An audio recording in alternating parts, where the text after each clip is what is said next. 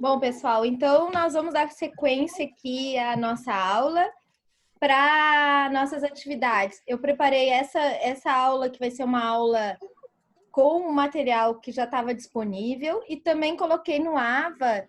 Eu vi que já teve 3 pessoas que já fizeram a tarefa, na verdade, a tarefa para outra semana.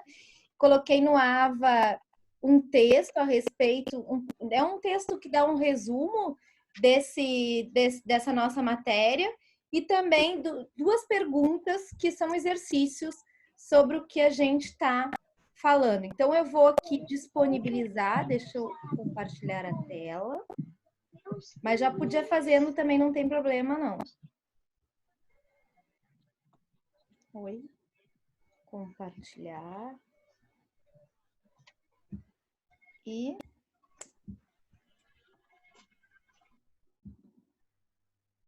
pronto. Então, a gente vai falar um pouquinho sobre o direito internacional privado. Então, pessoal, na aula de hoje, a gente vai fazer uma exposição um pouco de retomada dos pontos que já foram falados. Essa é uma aula que a gente vai insistir um pouco nesse tema, que é o método conflitual, como se soluciona questões privadas de caráter internacional. E nós vamos verificar que se a gente for olhar aí as provas da OAB, esse é um dos pontos sempre recorrente. Então, saber aí solucionar casos de direito internacional privado. Tá com áudio para todo mundo? Milena tá perguntando aqui. Tá, né?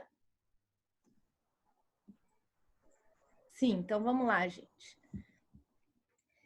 Então, o que seria essa forma de solucionar os conflitos? Nós vimos na aula passada que essa forma de solucionar os conflitos, a gente dá o nome de método conflitual ou leis, ou conflito de leis no espaço.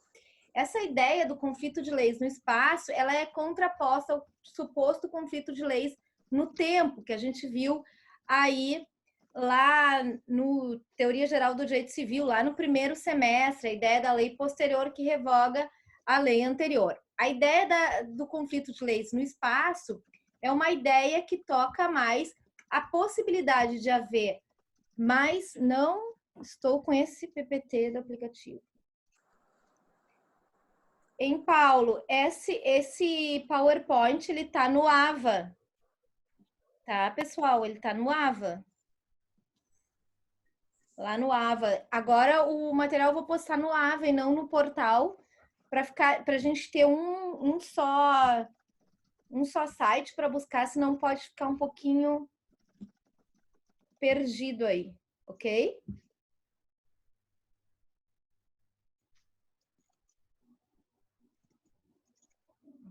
Tá bem? Aí também eu vou botar no AVA esse material, vou botar no AVA material complementar, porque a ideia é que a gente possa, como eu não ficar aqui o tempo inteiro também só na aula expositiva, mas que a gente possa aproveitar esse tempo e fazer algum exercício, ler algum material aí complementar a respeito da aula, ok? Então, nós estávamos falando sobre o método conflitual. Então, esse método conflitual vai buscar solucionar as relações privadas de caráter internacional, que possuem, portanto, um elemento de extraneidade. O que seria esse elemento aqui de extraneidade? É aquilo que caracteriza a relação jurídica como internacional. É aquilo que dá a característica de que eu vou precisar me utilizar deste método para solucionar o caso, o litígio privado que está sendo colocado aqui em questão. Então, isso a gente chama de elemento de extraneidade. Pode ser a nacionalidade de uma das partes, pode ser aqui o domicílio fora de determinado estado, onde um contrato foi realizado, onde o contrato vai ser cumprido, tudo isso são elementos de extraneidade, no sentido que são elementos internacionais que são colocados na relação jurídica. Para isso, eu busco o elemento de conexão aqui, que é o que a gente está falando. Esse elemento de conexão é o que vai dar a solução para o caso concreto. Ou eu vou aplicar a lex fori, ou seja, a lei do foro, ou vou aplicar a lei estrangeira. Eu vou aplicar a lei do foro ou vou aplicar a lei estrangeira, ok? Vamos adiante aqui. Então, quais são esses elementos de conexão? Nós falamos na nossa última aula antes aí da suspensão. Nós falamos da lex loci domicílio, que está lá no artigo 7º, que rege as questões relativas ao direito de família, à capacidade pessoal das partes, ao nome. Então, está lá no artigo 7º, caput da lei de introdução. Todos esses artigos aqui se referem à lei de introdução às normas do direito brasileiro.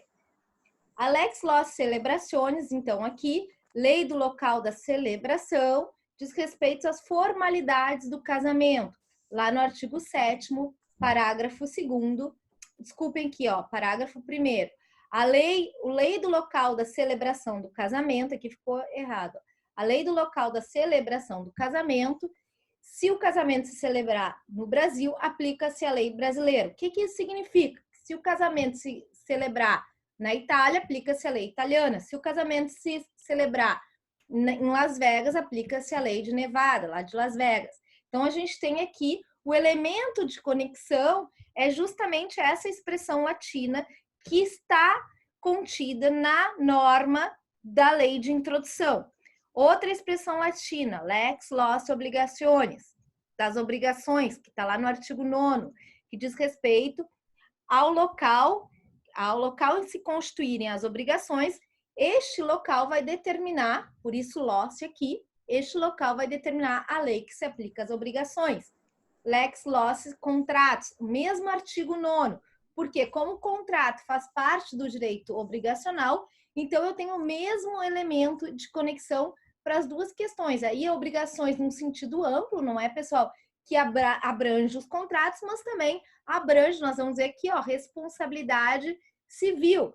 Também poderia tudo no mesmo artigo, ó, lex loci obrigações, a lei de onde ocorreu a obrigação, ou aqui a lex loci delicti, a lei onde ocorreu o delito, aqui o delito no sentido do delito civil, mas o artigo é o mesmo, todos esses aqui, ó, veja, um grande ramo do nosso sistema jurídico privado se refere ao artigo 9º, que trata do direito das obrigações lato sensu. Então, todo esse direito de obrigações lato sensu está ali no artigo 9º. Depois eu tenho um outro elemento aqui, que é o local em que a coisa, rei aqui é coisa, né? Em latim está situada. Então, se refere a bens imóveis. Está lá no artigo 8º da nossa lei de introdução. Então, as questões relativas aos bens imóveis, eu devo aplicar a lei em que esse bem imóvel estiver e que esse bem imóvel estiver situado. Depois eu tenho aqui para bens móveis. Aí eu aplico a lei do domicílio do proprietário da coisa móvel. Então, mobília secundum persona. Qual é a ideia aqui? A mobília, ou seja, os bens móveis, seguem a pessoa. Então, aqui eu aplico o artigo 8º, parágrafo 1º. Depois eu tenho uma norma para a lei de sucessões. Então, para as questões relativas às sucessões, eu aplico o artigo 10 aqui da lei de introdução. E o que dispõe o artigo 10? Eu tenho que verificar a lei do último domicílio do decujus. Então, o último domicílio do decujus é que vai conferir aqui todas as questões relativas ao direito sucessório.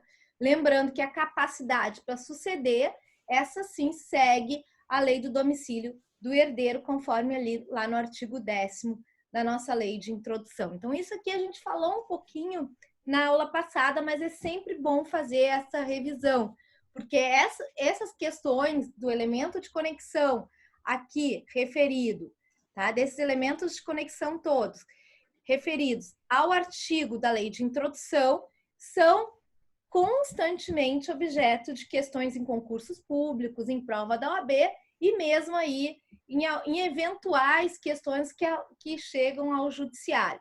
Por que não chegam tantas questões no judiciário? Porque muitos dos casos de direito internacional privado envolvem questões relativas a contratos internacionais. que a gente vai falar numa aula própria, e aí as partes acabam optando por fóruns alternativos e não levar as questões ao Judiciário Nacional. Então, por isso que a gente não tem tantos casos assim de direito internacional privado envolvendo os contratos, ok? Bom, para que eu possa, vejam que eu tenho aqui todos esses elementos, mas para que eu possa corretamente escolher um desses elementos, eu preciso qualificar o caso. O que é qualificação? Qualificação significa eu interpretar esse caso e verificar que se trata de um caso que envolve direito das obrigações. Então, eu vou aplicar aí o artigo 9º. Opa, mas eu acho que nesse caso envolve direito de família. Então, eu tenho que aplicar o artigo 7º. Parece muito fácil assim, falando algumas, né? Se a gente pensar na ideia macro. Mas, por exemplo, a questão do noivado. O noivado não está aí no Código Civil regulamentado. Esse noivado seria um direito obrigacional ou seria um direito de família? Então, para isso, se eu tiver aí uma quebra de um noivado, eu preciso decidir se eu vou aplicar o artigo 7º, que se trata de direito de família, ou se eu vou aplicar o artigo 9º, que se trata de direito das obrigações. E a solução da lei aplicável pode ser distinta. Aí eu trouxe aqui para vocês alguns casos clássicos, olha, da sucessão do Maltese, o testamento, que a gente vai falar sobre eles, para mostrar que muitas vezes não é tão simples assim qualificar. Porque essa qualificação correta, ou seja, eleger aí o elemento de conexão correto, é o que vai fazer com que todo um regime jurídico, todo aquele ordenamento jurídico seja aplicado à questão. Então, vamos supor, eu falei do noivado. Se eu escolher que vai ser direito direito das obrigações, por exemplo, pode ser que as pessoas tenham noivado numa viagem lá de férias, sei lá eu. Então, vai aplicar a lei daquele local ao noivado e alguma quebra do noivado poderia eventualmente gerar responsabilidade. Mas pode ser que eu vá qualificar o noivado como parte do direito de família. Então, nessa hipótese, eu vou buscar o domicílio das partes. Então, eu preciso qualificar corretamente a situação. Vejam aqui, a união estável, muito bem. Hoje a gente não tem dúvida que se trata de direito de família, mas durante algum tempo se entendia que a união estável era um direito obrigacional. Então, a parte tinha um direito lá de uma indenização porque vivia e prestava serviços para a outra parte, serviços domésticos. Então, até um tempo, isso foi observado no direito. Aí aqui, casamento homoafetivo, durante muito tempo não era reconhecido como instituto de família, apenas o direito das obrigações. Isso fazia com que, ao qualificar essa relação, eu vou escolher o ordenamento jurídico que vai ser aplicado a essa relação. Então, vejam, eu botei aqui os casos clássicos, tá? Que são casos que a doutrina traz para mostrar que muitas vezes a qualificação correta pode depender do sucesso para determinado direito ou não.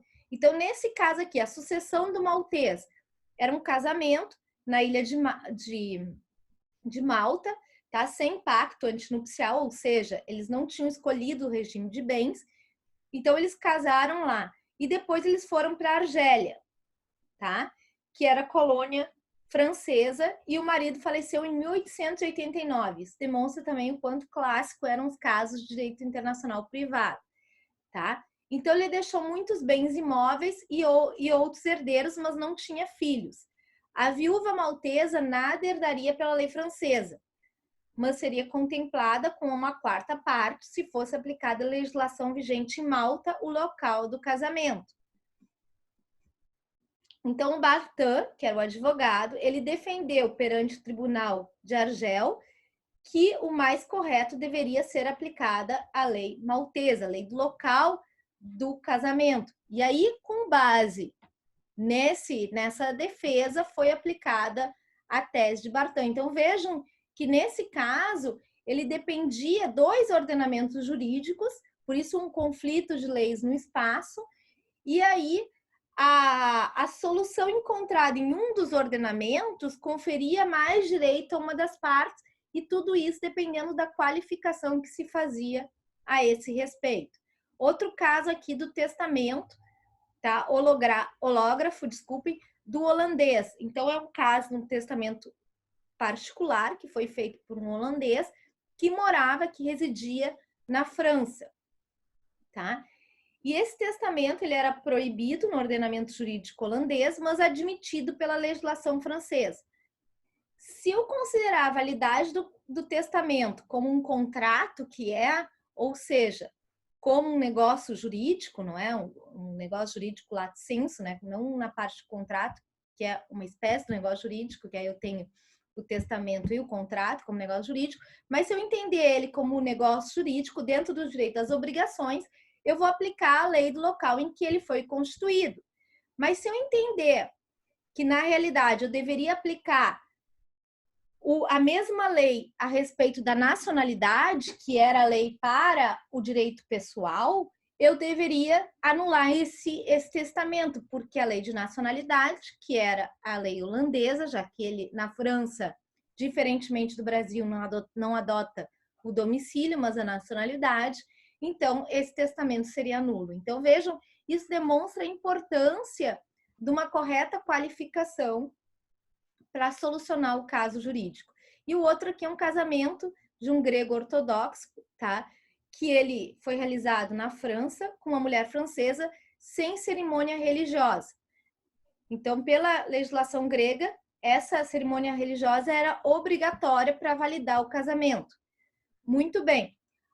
Nesse caso, a forma de realização do casamento é uma questão, né, de forma, essa ideia de não respeitar esse ritual, uma questão de forma, e aí, portanto, se é uma questão de forma, obedece à lei do local em que ele foi realizado, ou se eu considerar que é uma questão de fundo, que deveria ser submetida à lei nacional dos cônjuges, não é? A ideia do estatuto pessoal, aí eu teria a nulidade do casamento.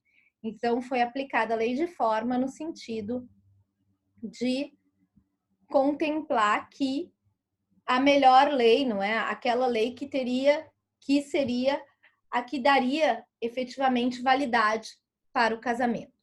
Então, vejam, gente, que são todos casos de qualificação. Por isso que é tão importante a correta qualificação dessas relações para que eu possa escolher o elemento de conexão apropriado para resolver a questão de direito internacional privado, tá? Muitas vezes, no mesmo caso, eu posso ter que aplicar dois elementos de conexão. Eu posso aplicar um elemento de conexão para uma pergunta, por exemplo, a capacidade das partes, e posso aplicar outro elemento de conexão para outra pergunta a respeito da validade de um contrato. A isso a gente dá o nome de depeçagem ou despedaçamento. Vocês viram que tem muitas questões relacionadas à França. A França tem uma doutrina muito forte do direito internacional privado. Inclusive, tá, pessoal, um dos grandes desenvolvimentos dessa matéria foi na França, por isso que a gente tem aí muitas expressões em francês. Bom, então esse despedaçamento, o que se refere? A possibilidade de eu aplicar para solucionar um caso mais de um elemento de conexão. Então, se eu vou fazer a pergunta a respeito da capacidade, eu vou ter um elemento de conexão. Se eu vou fazer a pergunta a respeito da validade do contrato, outro elemento de conexão. Se eu vou perguntar a respeito do direito de alguma questão envolvendo um imóvel, vou ter um elemento de conexão, ok? Em algumas questões também, eu vou precisar verificar uma questão anterior à solução do caso. Então, por exemplo, se eu tenho um casamento realizado, um homoafetivo realizado na Holanda, aí há o falecimento, muito bem. A hipótese de falecimento diz respeito ao direito das sucessões. Então, para o direito das sucessões, eu aplico o artigo 10. Mas, em relação ao direito das sucessões, para responder essa questão, eu vou precisar saber se o casamento era válido ou não. Então, essa é uma questão prévia, ou seja, por que questão prévia? Saber se o casamento é válido ou não, para que eu possa estabelecer a ordem de sucessão hereditária. Então, isso a gente dá um nome em direito internacional privado de questão prévia, ou seja, em algumas questões eu preciso verificar, por exemplo, a validade de um contrato, a validade de um casamento, antes mesmo de estabelecer um regime de responsabilidade pelo descumprimento de um contrato ou aí a questão relativa à sucessão. Então, é possível que isso se apresente também na solução de um caso de direito internacional privado. Depois eu tenho uma questão aqui muito interessante, que é a hipótese do reenvio, tá, gente? O que é o reenvio? Está previsto ali no artigo 16 da nossa lei de introdução. Quando nos termos dos artigos precedentes, se houver de aplicar a lei estrangeira, ter-se-á em vista a disposição desta, sem considerar-se qualquer remissão por ela feita a outra lei. O que esse dispositivo quer dizer? Esse dispositivo quer dizer que, quando a minha lei manda eu aplicar a lei estrangeira, eu não vou procurar os dispositivos de direito internacional privado dessa lei. Eu vou procurar os dispositivos de lei material. Ou seja, vamos supor que naquele caso que a gente estava falando da capacidade, foi determinada aqui pelo Brasil que se aplicasse a lei do domicílio. Ah, muito bem, o sujeito está domiciliado na França. É brasileiro e está domiciliado na França. Então, eu aplico a lei francesa segundo o artigo 7º da nossa lei de introdução. Mas a lei francesa determina que deve ser aplicada a lei de nacionalidade para casos envolvendo a capacidade. Então, pergunta-se, ele é nacional do Brasil.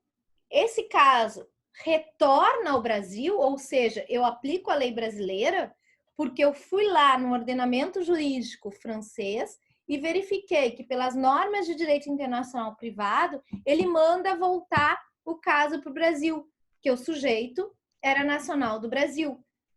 Então, o que o artigo 16 faz? Ele veda esse reenvio. Eu não vou para lá e retorno. O que acontece? Eu vou para aquela legislação que a minha norma de conexão está mandando e vou buscar o dispositivo material, ou seja, o que trata da capacidade. Afinal, ele é ou não é capaz por essa lei? E não vou buscar as normas de direito internacional privado ou aqui outro elemento de conexão que a França, porventura, tenha, para retornar o caso para o Brasil. Então, isso a gente dá um nome de reenvio ou retorno de primeiro grau. O que seria um retorno de segundo grau? É quando a legislação que eu fui buscar remete ainda para um terceiro país. Vamos supor, nesse caso que eu estou falando aqui, que eu queira verificar a capacidade de um cidadão chileno, ok? Que reside na França. Então, o juiz brasileiro vai verificar a capacidade desse sujeito. Bom, pelas normas brasileiras, eu devo buscar o domicílio. Mas aí, vamos supor, se eu fosse lá nas normas da França, não é? Que é onde ele tem domicílio, eu verificaria que essa norma manda aplicar a legislação da sua nacionalidade. E aí enviaria o caso para um terceiro país, que seria o Chile. Então, esse seria o denominado reenvio de segundo grau, que remete para um terceiro país.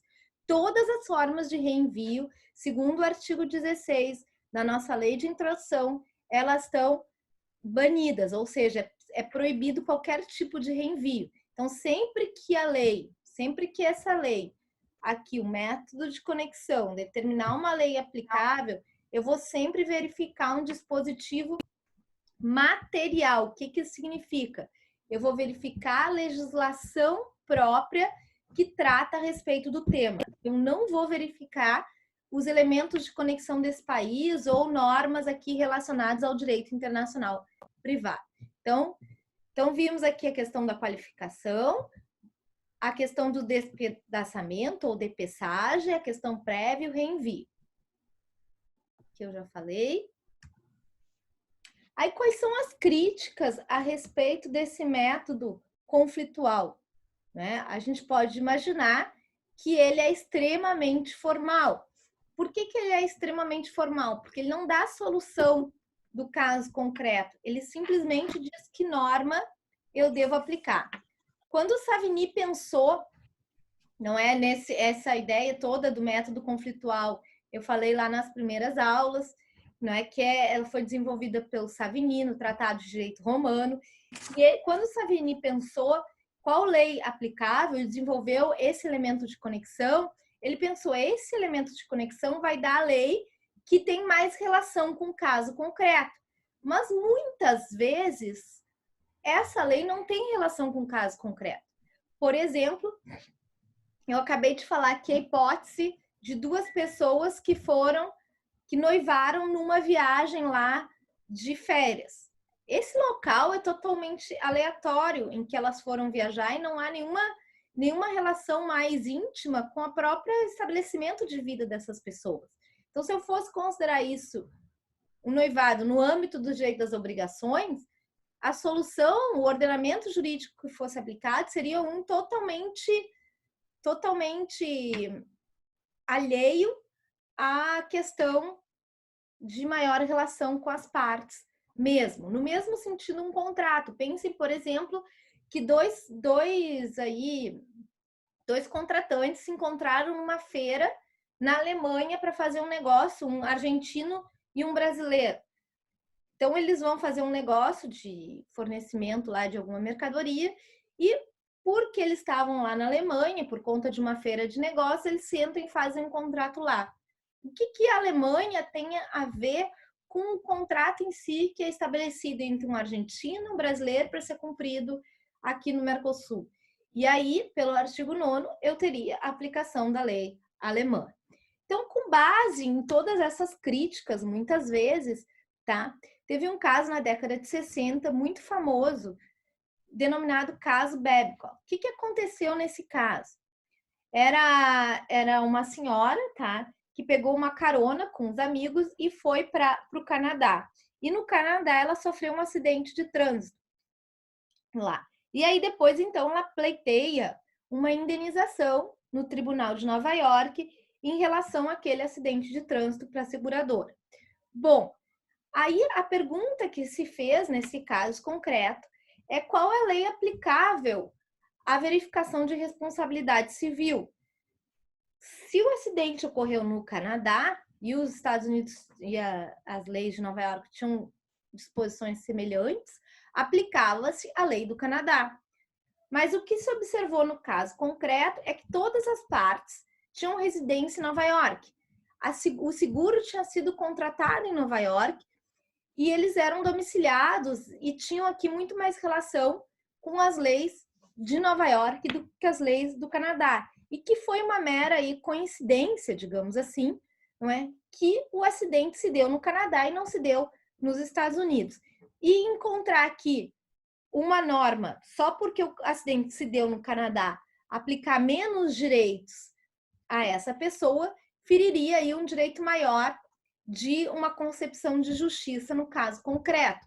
Então, já que no Canadá, isso é importante falar, no Canadá, a lei do Canadá não dava direitos para que alguém que fosse carona obtivesse uma indenização perante a seguradora, apenas o próprio segurado. E as leis de Nova York permitiam uma boa indenização. Então, o que o Tribunal de Nova York fez? Afastou essa regra clássica da lei do local em que o delito que ocorreu, e aí ele aplicou a lei de Nova York, porque entendeu que ela tinha maior proximidade com o caso. Uma maior proximidade com o caso. Isso abalou, de alguma forma, o próprio método conflitual. Porque, vejam, por uma análise de justiça no caso concreto, eu aplico a regra mais próxima do caso, buscando, de alguma forma, uma solução que já é um passo mais adiante do que o próprio método conflitual, buscando uma solução que atendesse melhor a justiça no caso concreto. Então, isso se verificou, muitos países utilizam, então, esse princípio da proximidade de forma a flexibilizar regras tão rígidas como a gente viu ali no método conflitual. Então, aquele caso que eu falei do contrato, ele poderia afastar a lei da Alemanha, que não tinha nenhuma relação mais concreta com o caso em si, e foi apenas aí uma mera casualidade que as partes teriam assinado esse contrato em outro lugar. Então, essa é a ideia do princípio da proximidade. Ele aparece em várias legislações, tá bem? Aparece em várias convenções internacionais também. Por exemplo, a Convenção de Viena sobre o Contrato de Compra e Venda Internacional de Mercadoria. Aparece na legislação da União Europeia também. Ele aparece, então, aqui como a gente viu, nas próprias decisões dos casos nos Estados Unidos, mas no Brasil ele não tem previsão expressa. Então, ele, na verdade, é um caso aqui que a doutrina tem trazido como elemento para ser considerado aí no direito internacional privado. Mas, para os casos clássicos, são aquelas normas ali da lei de introdução. Aliás, essa é uma crítica muito contundente. Se a gente for analisar, a lei de introdução é de 1942. Vejam, 1942 a gente tinha um outro direito, não é? Era um direito totalmente marcado por uma sociedade não tão urbanizada, em que as relações internacionais não tinham aí essa frequência com que hoje se observa, tá bem? Então, por isso aí que essas críticas ao método conflitual são bem-vindas. A gente vai ver, eu vou falar mais sobre isso depois. Muito bem. Aí chega uma outra questão do método conflitual, que é a possibilidade de eu não aplicar essa legislação indicada pelo elemento de conexão, se a gente for observar que essa legislação ela fere, de alguma forma, os princípios do nosso ordenamento jurídico.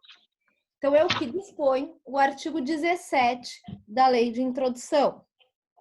As leis, atos e sentenças do país, bem como quaisquer declarações de vontade, não terão eficácia no Brasil quando ofender a soberania nacional, a ordem pública e os bons costumes. Então, eu botei aqui o nome de ordem pública, se referindo a esses três aspectos aqui, tá? Que a doutrina fala da ordem pública lato sensu.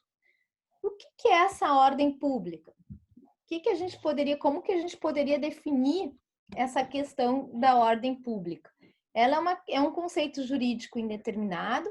Ela abre aqui a possibilidade de que, no caso concreto, eu possa interpretar esses casos de direito internacional privado de modo a afastar ou não a legislação estrangeira. Por exemplo, até 1977, o divórcio não era admitido no Brasil. Então, não sei se vocês já ouviram casos de pessoas que iam para o exterior, para o México, para o Uruguai, para se divorciar. Por quê? Porque no Brasil as pessoas não podiam se divorciar. Elas apenas tinham autorizado desquite, segundo a legislação brasileira. Então, a pessoa ficava vinculada ao matrimônio eternamente. Muito bem. Aí, essas pessoas iam para fora ou se divorciavam e o STF, que era quem homologava sentenças estrangeiras na época, tá? Depois isso foi para o STJ, mas até então, a emenda 45 era o STF, que homologava e dizia o seguinte: não, essa sentença fere a ordem pública nacional. Então, essa sentença estrangeira não pode ter eficácia no Brasil. E isso foi evoluindo, evidentemente. E o que a gente tem hoje? Na verdade, se um ordenamento jurídico proibisse o divórcio, a gente ia dizer que esse ordenamento jurídico está ferindo a nossa ordem pública nacional. Imagina a hipótese da pessoa ser obrigada a ficar casada com outra pessoa.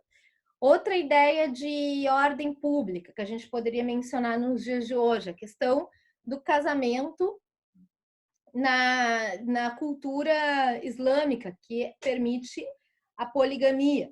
Bom, a poligamia a gente poderia dizer que é contrária à ordem pública.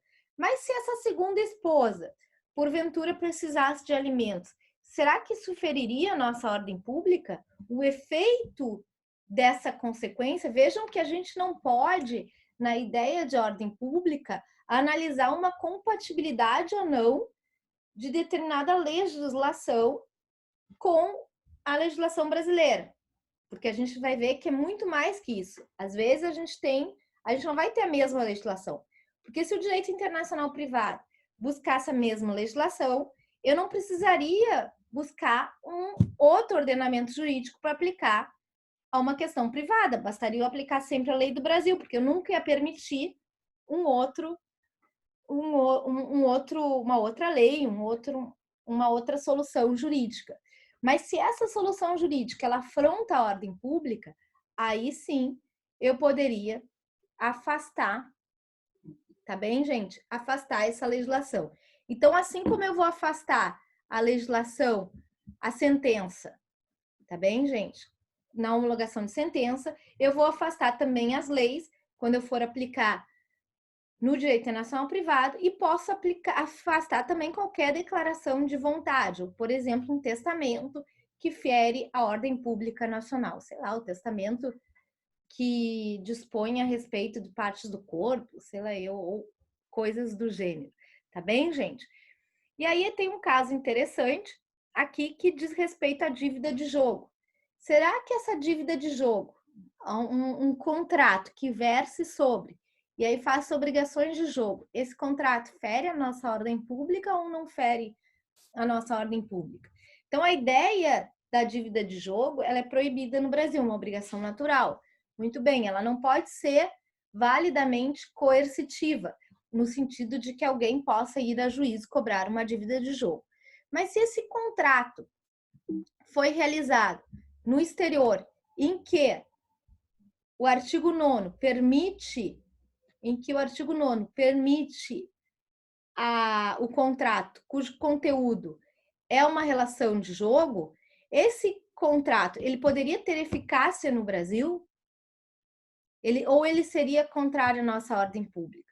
Então vejam, se eu estou analisando um contrato que é uma dívida de jogo, muito bem, eu estou analisando um contrato cujo resultado é uma dívida de jogo, e eu verifico que o artigo 9º determina que para aplicar a lei do contrato e a lei local da constituição desse contrato, eu aplico a lei estrangeira. A lei estrangeira admite a dívida de jogo. A pergunta é, essa admissão da dívida de jogo, ela é contrária à nossa ordem pública? É uma pergunta diferente da pergunta relativa se essa dívida de jogo na verdade, diferente da nossa lei. Ela é diferente. Mas a ordem pública não é ser diferente. A ordem pública é se, de alguma forma, isso confronta um sentimento de justiça. Então, o STJ aqui, tá? Ele entende que essa dívida de jogo não é contrária à ordem pública. Então, ele inclusive dá aqui, ó, o conceito de ordem pública. Então, a ordem pública é um conceito mutável, atrelado à moral e à ordem pública vigente em dado momento histórico. Não se trata de uma noção estanque, mas de um critério que deve ser revisto conforme a evolução da sociedade. Então, o que ele quer dizer com isso? Que no passado a gente poderia considerar que a dívida de jogo fosse realmente muito maléfica para a sociedade. E assim considerou o STF num caso em que ele julgou a homologação de uma sentença estrangeira, um caso que foi bem paradigmático. A gente teve aí o Maurício Cardoso, que foi o vencedor de um lado e o ministro Marco Aurélio de outro. Até o ministro Marco Aurélio,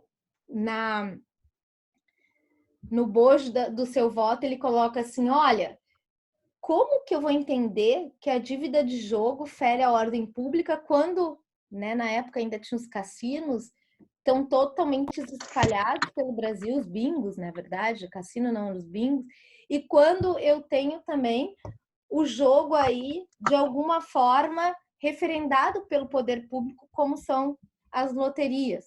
Então, como admitir que isso fere a ordem pública? E ele diz mais, Alguém vai para o exterior, contrai uma dívida e depois vem para o Brasil e não quer pagar a dívida. Isso sim que feriria a ordem pública nacional. Isso que seria contra aí uma ideia de boa-fé e de ideia de que ninguém pode se valer da própria torpeza, todos esses princípios do direito das obrigações. Então, com base no voto Marco Aurélio, a jurisprudência depois, não é, que o caso foi para o STJ, acabou se manifestando no sentido de que, nesse caso, ou até por vedar o enriquecimento sem causa, a dívida de jogo não feriria a ordem pública, ok?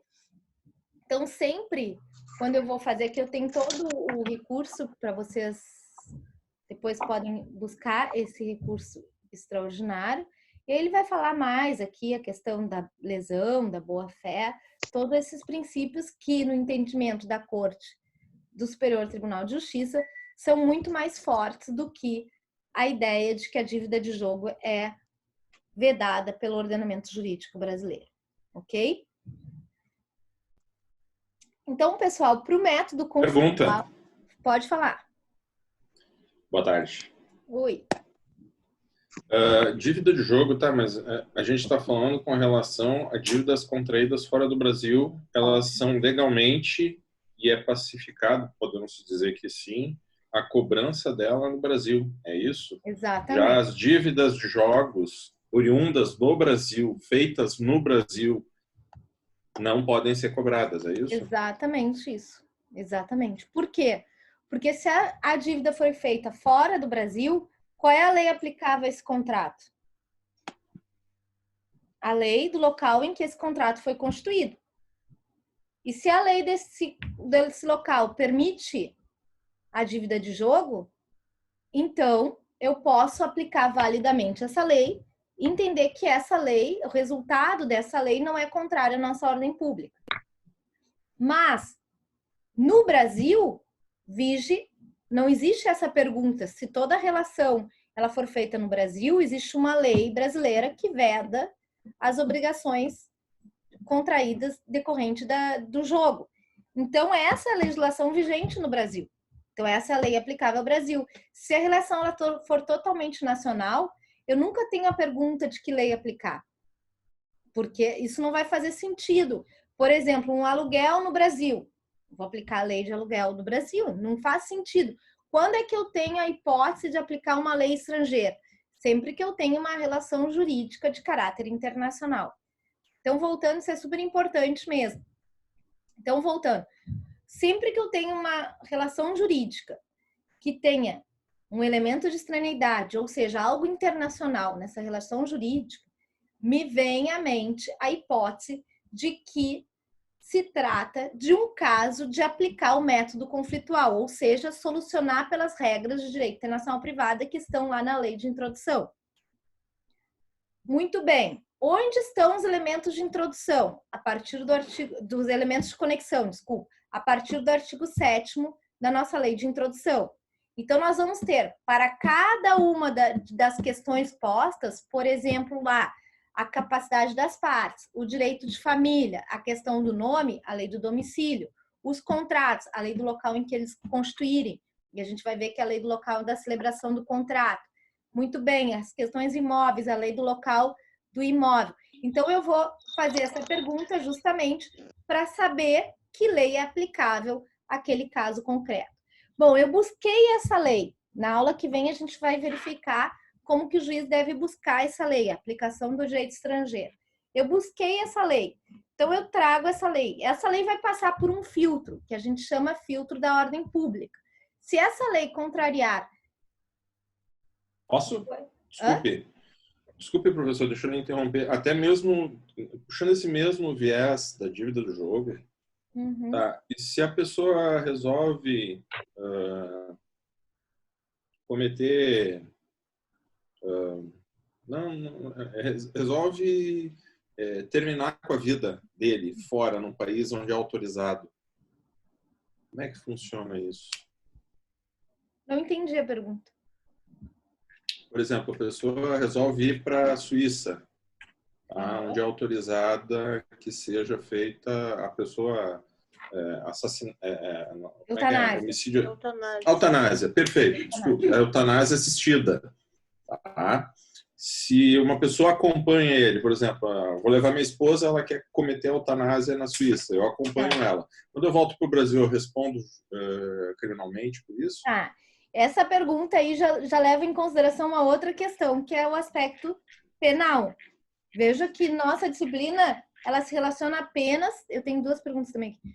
Ela se relaciona apenas ao direito internacional privado. O que isso significa? Que apenas as questões privadas de caráter internacional é que levantam essa questão.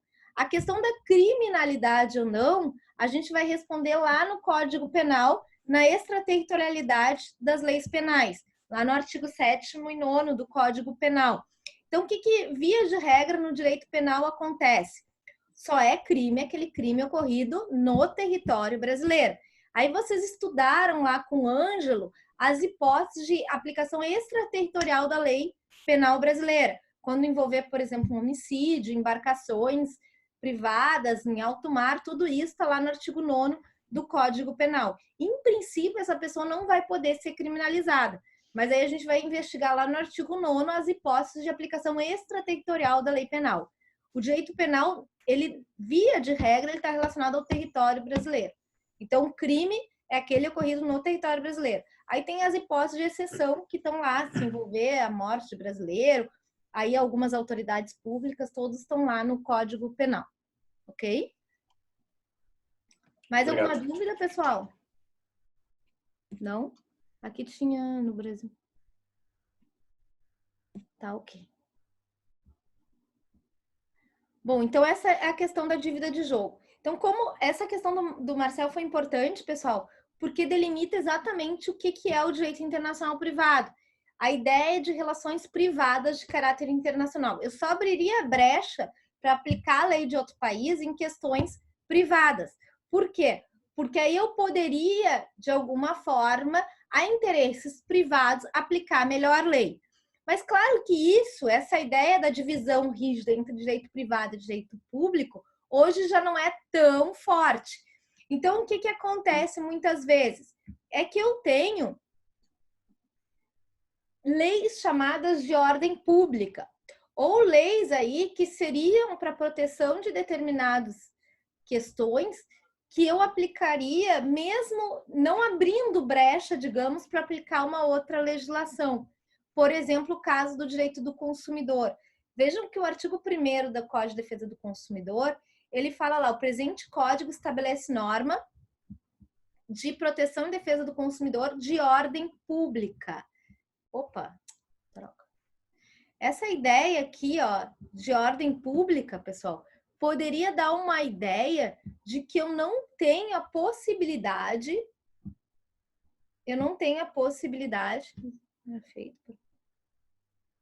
Isso, Elisiane. Esse filtro de ordem pública é feito para ver se eu posso aplicar lei estrangeira no Brasil, exatamente.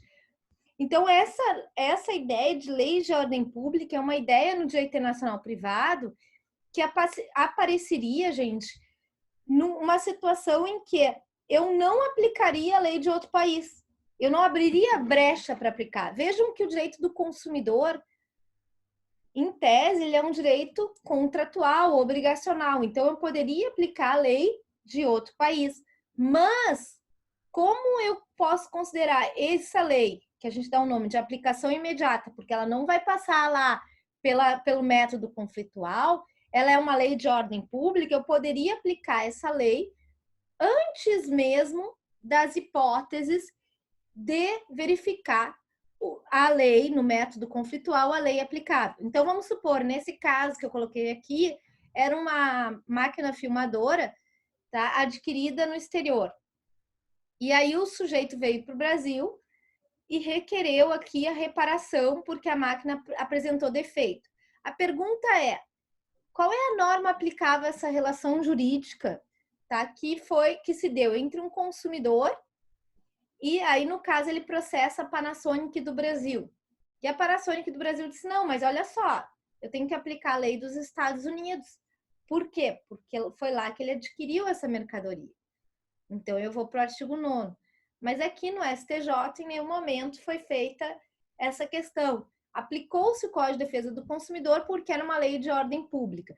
E, claro, com a maior intervenção do Estado, né, pessoal, essas relações privadas, que já não são mais aí tão privadas assim, digamos assim, com a influência do Estado, acaba, de alguma forma, diminuindo o âmbito de possibilidade de aplicar uma outra lei. Por exemplo, uma relação trabalhista. Então, o que eu tenho? As normas trabalhistas brasileiras são aplicadas àqueles contratos. Isso se suscitou em casos envolvendo aí aquelas questões relativas aos cruzeiros e brasileiros que estavam em cruzeiros, trabalhando em cruzeiros submetidos aí a jornadas exaustivas de trabalho. Então, tudo isso são perguntas, são questões mais recentes do direito internacional que colocam em xeque uma ideia de que determinadas leis, eu vou botar ali o negócio e não deu, que determinadas leis, elas têm aí uma questão de ordem pública. Então, não abre espaço para questionamentos a respeito da lei aplicável. Então, para determinados assuntos, aí, inclusive do direito público, eu teria essas leis que se aplicariam para essa relação jurídica e, portanto, eu não passaria pelo método conflitual. Ficou claro, gente? Sim? Então, eu vou encerrar por hoje. Só resumindo. Desculpa. Consumo seria sempre aplicado o direito do consumidor nacional. É isso? É isso que tem sido defendido. O que a gente tem na realidade do direito do consumidor, a gente não tem uma norma. Vejam que lá em Paulo, lá no artigo, lá na lei de introdução, a gente não tem nenhum artigo que fala do direito do consumidor. Claro, por óbvio também, porque em 1942 nós não tínhamos o desenvolvimento do direito do consumidor.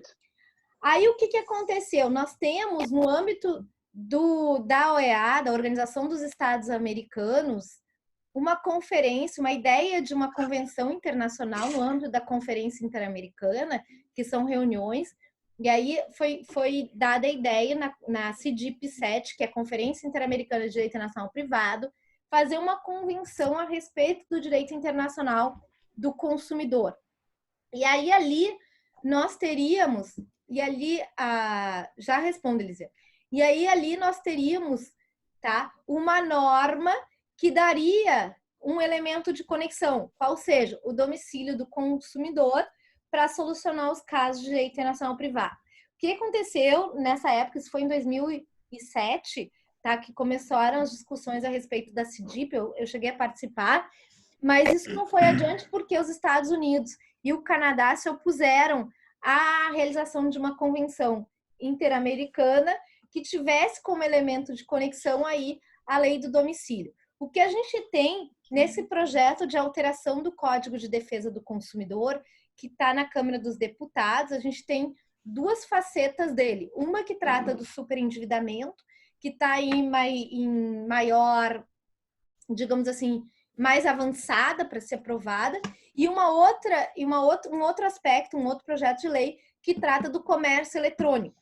Nesse projeto de lei, a gente tem uma norma de direito internacional privado para que sejam aplicados aos contratos no comércio eletrônico a lei do domicílio do consumidor. Isso daria, por exemplo, a possibilidade de que, num contrato eletrônico de consumo, que envolva um direito internacional, vamos supor, comprando como é que é o nome de AliExpress, coisas do gênero, o sujeito ficaria aí atrelado à lei do domicílio do consumidor, tá? Mas isso sempre sob a perspectiva do direito nacional. Então, a ideia... Desculpa, professor, isso também se aplica à compra de passagem aérea, vamos dizer assim, eu quero comprar passagens da TAP. Exatamente. Então, a ideia... Porto Alegre para Portugal vale meu domicílio, não interessa se a empresa é chinesa, a dona da TAP é chinesa, não interessa. Então, o que a gente tem hoje, a gente não tem, o que eu estou mostrando para vocês, a gente não tem lá na lei de introdução uma norma sobre isso. O que a gente tem é aqui interpretação da lei do Código de Defesa do Consumidor. Mas alguns autores dizem que quando o Código de Defesa do Consumidor fala de lei de ordem pública, ele se refere apenas ao aspecto interno e não ao aspecto internacional. Então, eu poderia abranger, afinal, a relação de consumo de caráter internacional é uma relação de consumo que envolve a ordem pública ou não? Isso vai ser, com certeza, uma pergunta. Deixa eu acender a luz aqui.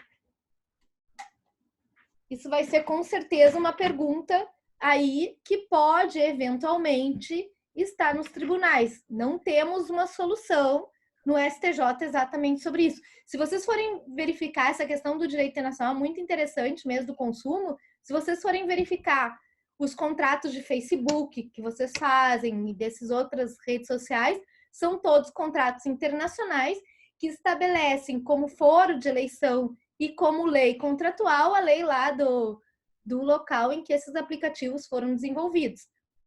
Agora, se vocês submeterem um caso eventual, por exemplo, do Facebook, contra o YouTube, eles já foram objeto aí de lides no âmbito interno, afastando essas previsões contratuais. Prof, só questão aqui desse exemplo da Panasonic, não só se tratando de um produto comprado no exterior e trazido para dentro do Brasil, mas também tratando-se da Panasonic, que é uma empresa que está presente no mundo inteiro, né? Foi isso. É diferente caso eu comprasse um produto de uma empresa tipicamente americana, somente americana, e trouxesse para dentro do Brasil.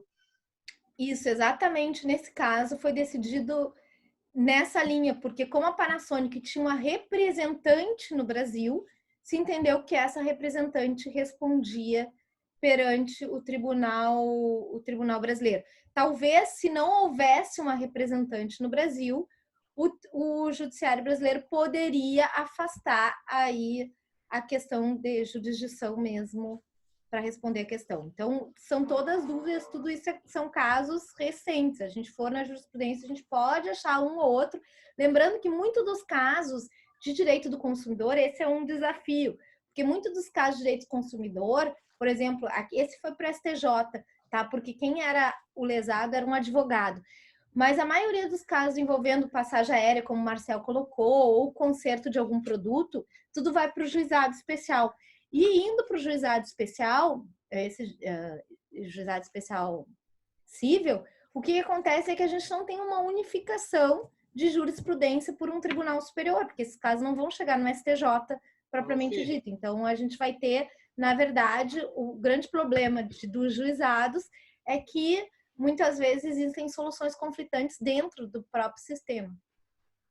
Prof, certa vez eu encontrei um caso, tive que fazer uma pesquisa, enfim, extravio de passagens em viagem internacional. Daí, geralmente, a empresa ela é uma empresa internacional. Os juizados aqui do tribunal, eles vêm aplicando a Convenção de Montreal, se não me engano, para quantificar a indenização. Que daria que dá um pouco menos que a indenização do padrão, assim, do tribunal, se fosse uma viagem nacional. Exatamente. Tem essa discussão, porque tem gente que entende que deve ser aplicada a indenização com base no CDC puro. Exatamente. A gente teve até agora, recentemente, uma outra tese de uma colega na URGS sobre isso, porque até recentemente o Supremo Tribunal Federal e o STJ afastavam sempre a Convenção de Montreal e a Convenção de Varsóvia a respeito do transporte aéreo internacional e aplicavam o Código de Defesa do Consumidor. Mais recentemente, a gente teve no STF uma mudança de posicionamento no sentido de aplicar a Convenção Internacional. E essa convenção diminui os direitos do consumidor em relação ao extravio de bagagem. Então, o que se entendia aí? Um possível conflito de norma, ou seja, a norma constante num tratado do qual o Brasil era parte e a norma do Código de Defesa do Consumidor. Ora, nesse possível aí conflito de fontes, o STF antes entendia que se aplicava o Código de Defesa do Consumidor, que era mais recente que a Convenção de Varsóvia de Montreal, quando o Brasil ratificou depois que veio o Código de Defesa do Consumidor. Mais recentemente, o STF muda o posicionamento e diz, não, para casos envolvendo extravio de bagagem, aplica-se a Convenção de Varsóvia, a Convenção de Montreal. E aí, nessa linha, também os países, por exemplo, a França, aplicam essas convenções internacionais nos contratos de passagem aérea internacional também. Então, por isso que se aplica. Então, também uma questão, se eu tenho uma norma específica para tratar do tema, qual seja, passagem aérea internacional, eu nem sequer vou naqueles elementos de conexão que a gente estudou aqui.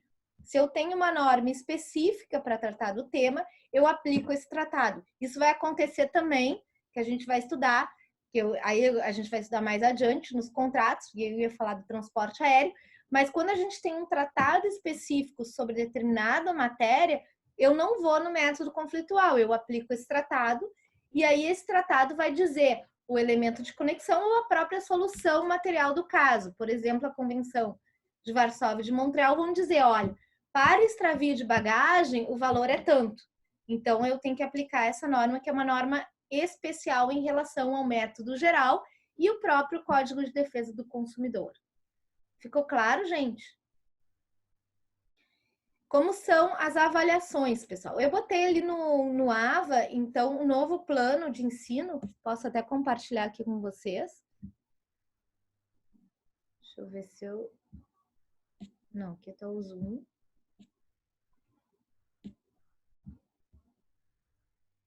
Então, aqui no AVA, eu tenho a introdução e eu botei aqui no AVA o novo plano de ensino. Então, a gente vai fazer o seguinte, ó, para alterar, e eu acho que essa situação saiu agora um comunicado do governador, que essa situação vai até o dia 30 de abril. Então, vai abranger a nossa G1. Então, como que a gente vai fazer aí a avaliação da G1? Depois eu vou passar um comentário de um caso prático, que vai valer 6 pontos. Então, vocês vão me mandar o caso prático. O que é o comentário do caso prático? Vocês vão procurar na jurisprudência qualquer decisão que envolva o direito internacional privado. Eu vou botar isso por escrito lá no AVA, vou colocar, inclusive com prazo aqui, tá? O prazo para entrega do trabalho no dia 28 de abril, tá, pessoal? Então, depois eu vou colocar ali em tarefa, mas já posso adiantar aqui o que significa isso. Que vocês vão procurar na jurisprudência um caso de direito internacional privado, tá? Pode ser no Tribunal de Justiça do Rio Grande do Sul, pode ser no STJ, pode ser na Justiça Federal, tá? Qualquer caso de direito internacional que envolva aí algum dispositivo da lei de introdução que envolva aí o método conflitual. Aí, então, vocês vão fazer um comentário, ou seja, vocês vão identificar qual é o elemento de conexão, verificar a solução prática do caso, um resumo, um comentário do caso, e se vocês concordam ou não com a solução que foi dada para o caso. Então, vocês vão atrás desse caso prático e fazer um trabalho. E além desse caso, que vai valer 6 pontos na G1, eu vou submeter sempre, pessoal, algum trabalho no AVA, então, como complementar da nossa aula. Então, a gente tem aqui, no próprio AVA, que vocês vão verificar,